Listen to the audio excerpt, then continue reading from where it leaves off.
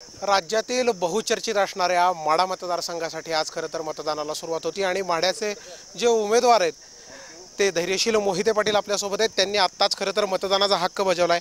भैयासाहेब, आत्ता आपण मतदानाचा हक्क बजावलाय, काय भावना आहे मतदानानंतर आणि मतदारांना काय आवाहन करणार आजच्या दिवसात? भारतरत्न डॉक्टर बाबासाहेब आंबेडकर साहेबांनी आपल्याला जो मूलभूत अधिकार दिलेला आहे घटनेच्या रूपातून ते सगळ्यांनी बजावला पाहिजे।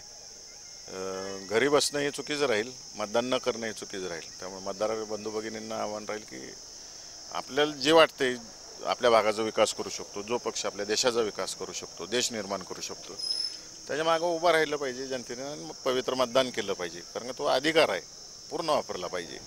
खरं तर या मतदारसंघात मोठ्या चुरशीनं खरं तर प्रचार यंत्रणा झाली। आपल्या विरोधात पंतप्रधान असतील, 2 केंद्रीय मंत्री आणि उपमुख्यमंत्र्यांचे 6 वेळा दौरे झाले। काय आव्हान वाटतंय एकंदर, कशा पद्धतीनं वातावरण सगळं या मागच्या 15 दिवसात ढवळून निघाले?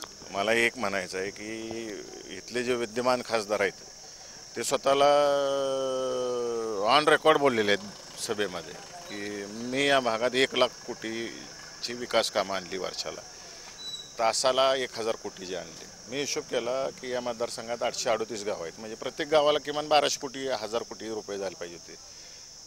838 गावात जेव्हा फिरलो तेव्हा जनतेला विचारलं मी की निधी आला का, तर जनतेने सांगितलं नाही। मी त्यांच्या जागेवर जर असतो आणि मी एवढ्या मोठ्या प्रमाणावर जर निधी आणला असता या मतदारसंघासाठी, पाणीदार म्हणून घेतात ते स्वतःला, निधी आणला असता, कामं केली असती, तर मी माझ्या पक्षाच्या वरिष्ठ लोकांना सांगितलं असतं तुम्ही येऊ नका, तुम्ही जे कमकुवत मतदारसंघ आहेत त्याच्यावर फोकस करा, तुमचा वेळ अजिबात वाया घालवू नका म्हणलं असतं। आणि स्थानिक कार्यकर्त्यांना घेऊन, लोकांना घेऊन मी इलेक्शन लढलो असतो। परंतु एवढी कामं करून 1 लाख कोटीची विकास कामं करून जर विद्यमान खासदारांना, देशाच्या पंतप्रधानांचा इथं वेळ वाया घालू वाटत असेल, राज्याचे उपमुख्यमंत्र्यांच्या 6 सभा घेऊन इथं मुक्कामी ठेवून त्यांचा वेळ वाया घालू वाटत असेल, 2 केंद्रीय मंत्र्यांचा वेळ वाया घालवला, अनेक मंत्र्यांचा वेळ वाया घालवला त्यांनी या ठिकाणी, तर म्हणजे काय चुकलं हे त्यांनी शोधायला लागेल गणित। एवढं जर ट्रिमेंडसली काम करून जनतेची ही हालत होत असेल की अख्खा पक्ष इथं आणून बसवून सभा घ्यायला लागत असतील, तर दुर्दैव आहे त्यांचं। खरं तर अनेक यंत्रणा लागल्या, अनेक प्रचार झाले आणि त्यानंतर आता मागच्या 2 दिवसात जर पाहिलं तर वेगवेगळे आमिष, वेगवेगळे दबाव तंत्राचा वापर देखील मतदारसंघात होताना दिसतोय।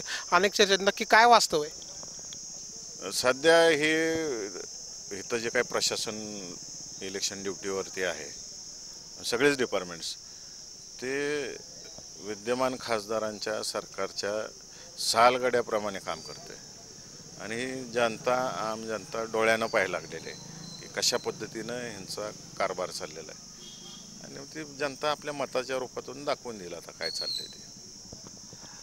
शेवटी आज मतदान प्रक्रिया पूर्ण होती, सकाळपासून मतदानाचा उत्साहही मतदारांचा अनेक ठिकाणी दिसतोय। काय वाटतंय विजयाबद्दल? 4 जूनचा गुलाल आपलाच? 100%, कारण मला जनतेनंच उभा केलं आहे, मी लादलेला उमेदवारच नाही आहे, जनतेनं उभं केलं आहे मला, जनतेच्या आग्रहास्तव मी उभा राहिलो, त्यामुळे जनता माझ्यावरच गुलाल टाकणार आहे। तुतारी जोरात वाजणार? थुई वाजणार आहे जोरात। तुतारी जोरात नाही तर थुई वाजणार आणि जनतेनं मला उभा केलंय, जनताच मला निवडून आणेल असा विश्वास व्यक्त करतायत धैर्यशील मोहिते पाटील। संकेत कुलकर्णी, जय महाराष्ट्र, अकलूज, माढा।